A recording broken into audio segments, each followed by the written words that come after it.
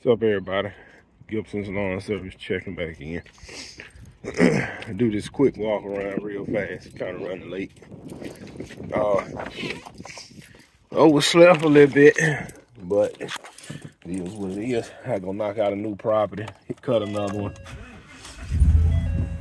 Oh man, listen. Give y'all a little tip.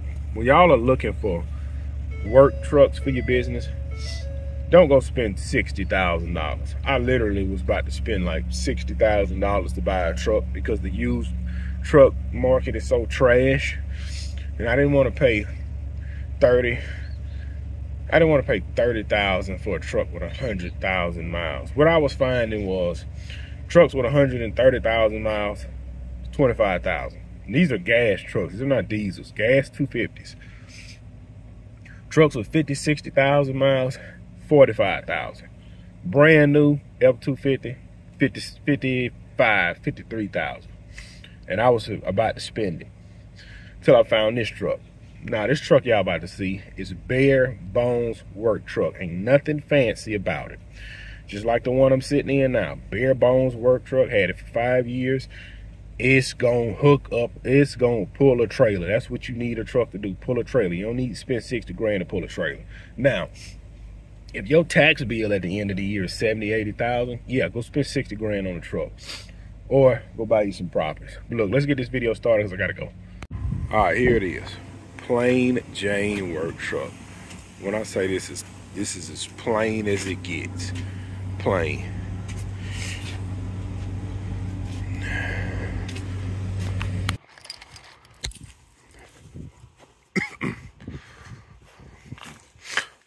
Well, look, why these folk about to run me up out of here? Well, look, let me show y'all, man.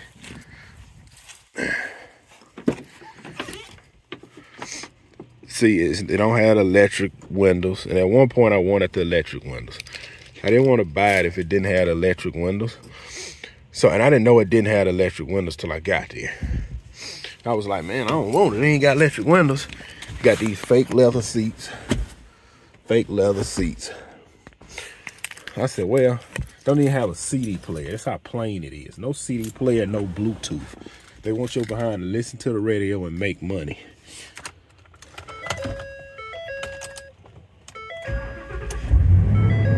$120,000 miles. Now, these trucks drink gas, okay? This was on a full tank when I left Louisiana. I drove 2 hours to get this truck. This truck was on a full tank when I left Louisiana. You see where it's at now. You don't buy these kind of trucks to save gas, all right? This is Plain Jane. Plain Jane 4-wheel drive long bed. This is a long bed. This ain't a short bed. Listen, it don't even have, you know the stuff you can put on your door? Let me show y'all what I'm talking about. Let's go to my other truck.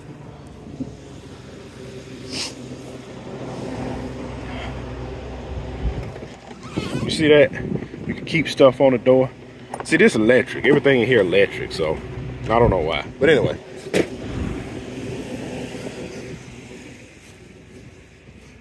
Nothing to put on the door. It all rolls up. Let's say this is Plain Jane bare bones work truck. Nothing fancy about it. This is what I need. This is what I need. Plain Jane. Now, these running boards will be coming off. I hate a truck with running boards if it's not sitting in the air. These are coming off. We'll be spraying these black, just like I done that one. Spray. See how I sprayed those black and kept the center cap? I remember black paint, black spray paint. Spraying those black. I am gonna get my name put on here. Get some tint done. See, like I say, man, it's a long bed, y'all. Long bed. First, I didn't like it. I said, man, that long bed ain't too bad. See how ugly them running boards look? Them coming off. So, nothing fancy about it. This a little loose.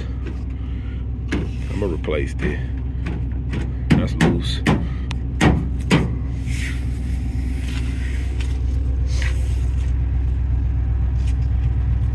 Four-wheel drive, Plain Jane.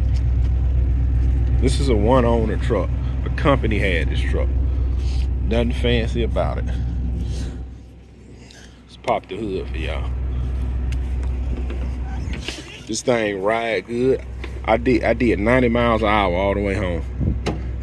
Them needles didn't go too high. The oil needles, the transmission fluid, the hot and cold. These two needles right here don't move until you driving for 20 minutes. My other truck like that.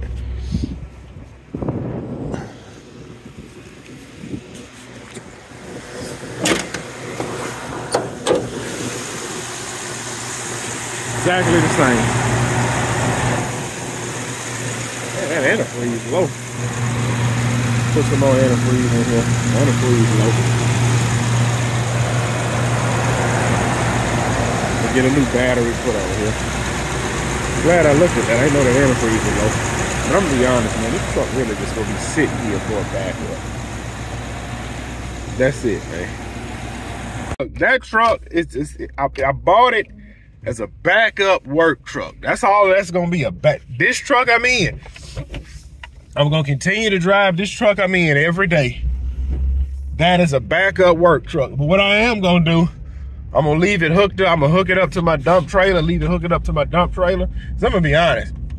I don't be liking to, like, let's say I'm right now. I got the lawn trailer hooked up. I hate it when I got like a mulch job. I got to unhook the lawn trailer, flip the ball around, hook up the dump trailer, then come back home, unhook the dump trailer, flip the ball back around, hook back up the lawn trailer. I didn't care for all that. But again, you don't need to spend all that money, because the only thing you're gonna be doing is hooking the trailer up, pulling the trailer, and you just need something reliable. Now, like I say, the truck I'm in, I'm about to hit 200,000 miles. And to some of y'all, that's a lot of miles. Some of y'all, it's not. I don't care about the mileage, but this is how I feed my family. So I need to be able to go outside and turn the key on something. Now, the truck got 120,000 miles. It's gonna be something along the road that need to be, something along the line that need to be replaced, and that's fine. That's fine. Now, let me tell you how that went yesterday. I got off work Monday. I told my wife, I said, look, after your doctor's appointment, we need to shoot to Louisiana so I can get this truck and come on back. Anytime you're buying a vehicle out of town, sometimes it's a little process. Now, I'm gonna be honest. When I went and purchased this truck, I had bought my wife's truck out of Louisiana too. That was a long, drawn out process. This go round, I was prepared because I was already financed through the bank. The bank knew how much the truck was. But when you buying a vehicle out of town, you pay your taxes in your state you live in.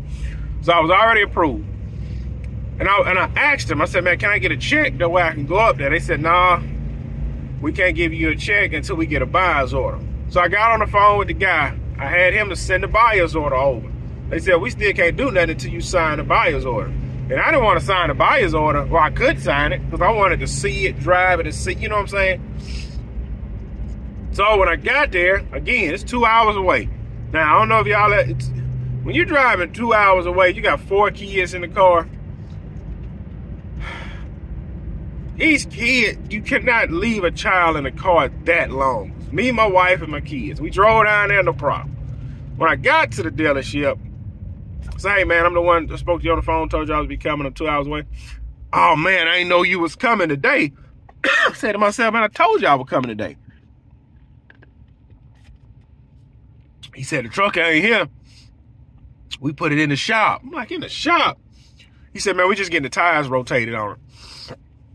That's another thing. I'm going to be needing a set of tires. I don't need one like right now. But within a year, I'm going to be needing to put some tires on it. So, well, the guy was like, well, man, the truck just down the street, man, if you want to just go look at it. I said, look, let's get the paperwork situated now. And then I said, since it's down the street, he was like, well, man, I can take you down there. You can drive it back. So I said, cool. He took me down there. I looked at the truck. That's when I realized, when I got over there, that's when I realized, I said, man, this ain't, everything in here is manual. It's not electric. The windows, and I was kind of turned off when I got there. I said, man, the windows roll up. You got to roll the windows up. Then on the side, it had like a little dent in it. Now, my truck got that same dent on this side because when I had a blowout, I don't know, for some reason, you running 40 miles an hour, you have a blowout, that'll kind of, it's not going to mess your bed up, but it'll ding it. And that's what happened on this side. So when I seen that, I said, man, it got a ding in it. I said, man, it got a ding in it. Then the thing got to roll it up by hand. I was like, man, I did drive 2 hours. He said, man, jump in it. So I opened it up, checked the oil, I let it run, checked the transmission fluid. You know, you put it in 4-wheel drive. You don't realize your 4-wheel drive don't work until you in a jam. That's when you realize it don't work. Well, anyways, everything checked out. He said, man, just follow me back to the spot. So we riding. I'm like, man. I said, man, this truck. Cause look, I was going to get. It was 3 trucks I was planning on buying. It was this one. It was a one for $42,000. And then the brand new one was $55,000. The truck for 40-something thousand, I was gonna be about 7 a month, 6 or 7 a month. Truck that was like 50-something thousand, was gonna be about 8 a month. And I'm saying to myself, yeah, I can afford it, but at the same time, bro, you're going against your plan. Because really, what really wasn't supposed to be getting a truck right now. I was really supposed to be paying this dump trailer off. I said, man, it'd be smarter, man. We just get this plain Jane truck because it's gonna sit there. It's your backup. It's gonna sit there. I said, man, you're right. It's a good price. I can go ahead and get it and pay it off. I said, man, that's what I'm gonna do. So I drove it back. Everything drove good. Checked out. I said, man, let's get the paperwork started. I was like, look, man, fax everything over to the bank and then wire you the money. He said, man, I'm gonna be honest. That stuff take 2-3 hours, man. He said, if you want, it's a bank. Because I went through Keishla. He said, it's a bank 25 minutes down the street. You go down there, you get in front of them, they'll give you a check. Now, I'm thinking to myself, man, it's gonna take long. So he gave me the paperwork. Shot across town, got in the bank. I said, yeah, I need to talk to a loan officer. And that was like, it's gonna be 30 minutes. I'm like, man, 30 minutes. So the lady come back from lunch. I said, look, I'm already pre-approved through Keishla, blah, blah, blah, blah. Here's a buyer, so I need a truck. I was down there 15 minutes. She printed out a check. Shot back over there, gave him the check. Got back over there, they was kind of cleaning it up. Now, you can only clean a work truck up so much, you know. So they kind of cleaned it up. And that was pretty much it. Signed the paperwork. Had to fill it up. Had to fill that truck up. Had to fill my wife's truck up. Then when I got back in town, I had to fill this truck up. Now, like I say, these 6.2 gas engine trucks, they're horrible on gas. You don't buy these trucks and worry about gas. You don't buy a 6.2 gas engine truck to just ride around town in every day. Heck no, you buy these trucks to work. So I'm glad it's over with. I got it. The payment is just so cheap. I got a 4-year term payment and it's just super duper cheap. The payment is so cheap on this truck, it's ridiculous. So and that's why I say, man, y'all gotta sacrifice. Like if I didn't have this full-time job, I wouldn't even got this truck. So what I'm gonna do next week, when I get my paycheck next week, I'm making 2 payments next week on the work truck. Because the note don't start until December. I have December paid, January paid. And then I can go back to my original plan, sending all the money in on the dump trailer. That's gonna be my plan. So when the spring hit, I'm gonna leave this full-time job, jump in my business, and my plan is to pay the truck off this year. The plan is to pay the truck off this year. Also, I'm getting a new Skag fee ride this coming year. So about the spring of 2024, if nothing goes as you plan, you can sit here and say what you plan to do. It all comes back to what God want to do. Hopefully the dump trailer be paid off. I'm going to finance the Skag fee ride. Hopefully I can get the 0%. And I'm not worried about paying those 0% interest loan off real fast. I'm not worried about that. My next move is to start paying this truck right here, the truck I just bought off. And if everything goes as planned, I should be able to have that thing paid off by October. If not, I'm going to do what I'm doing right now. Go grab me a welding job and pay it off. And like I say, you can sit here and say what you plan to do. It all comes back to God. So by the spring of 2025, again, I'm not even worried about the V-Ride I buy. I ain't worried about that. The spring of 2025, if God say the same, I'm going to be getting a half-acre lot and going up with a shop. A half-acre lot, going up with a shop. Hopefully, I will have a credit line at the bank. Again, they got lots around here for $6,000, $7,000 a piece, but you got to clear it off. It's a lot right now in my town. I want it. It's $20,000. It's already cleared off. I don't care if it's a little overpriced. It's perfect. So in a perfect world, if I had a $20,000 credit line, I go down there, just grab the credit line and dump it on the lot, and then finance a shop. Finance a shop. So if you're going to use debt, you use debt that you'll have a good return on. Don't use no debt to go buy a 100-inch TV from Rent-A-Center. Use debt to purchase equipment. Because I didn't have the cash to buy that doggone truck. I didn't put no money down. I've never bought a vehicle in my life where I had to put money down. I've never had to put money down. My credit always been decent. Even when my credit was bad, I didn't have to put no money down. So that's what it is, man. And they was telling me, man, look, if you buy something new, you can get a good interest rate. Like, nah, I don't care. I'm saying to myself, I don't care nothing about this interest rate. This thing about to be done in about 14 months. That's what I'm thinking to myself. I ain't stuck no interest rate. This about to be done in about 14 months. So it is what it is. I know this video getting lengthy. I'm about to pull up on this property, cut this property, go cut another property, come home, shower, eat, and go back in the shipyard. Listen, it was all fun and games when I went back to that shipyard. You know, the first week it was exciting because you back welding.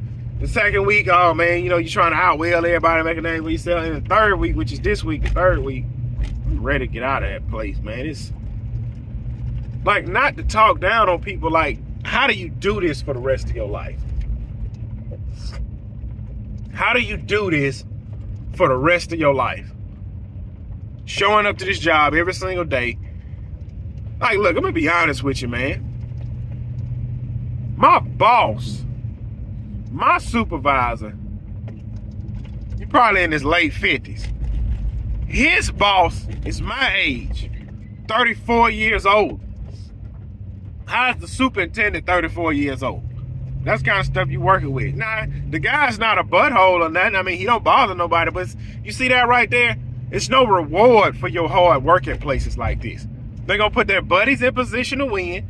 You shut up, close your mouth. Since you're a good welder, we're going to keep you welding every single day. You want to work 7 days a week? Now, let me tell you what the guy told me the other day. He said, man, yeah, man, they're going to have a lot of work coming in. They're probably going to change the schedule to mandatory 7-day working on. And that's why I said I'm glad I'm doing what I'm doing. I said I'm about to go ahead and pay this truck up, try and knock this dump trailer off and get out of there. Man, listen. Bro, working for somebody else is not where it's at. It's not. It's not where it's at. Look, my wife got to have eye surgery, right? And I'm going to end up having to pay it out of pocket. And I remember somebody was saying, well, man, see, if you'd have kept that job, you still would have had that Blue Cross Blue Shield. Man, screw all of that, man. Screw that. That is not, man, heck no. I was miserable. It's favoritism at this job I'm at. It's favoritism. It's favoritism. So you just got to block all that noise out. And I'm just looking at this full-time job. It's like, man, bro, this your business partner. You ain't got, March is over. Right now, just take all your money. This full-time job money, dump trailer, new truck, Christmas presents, first of the year. Get out of there, man.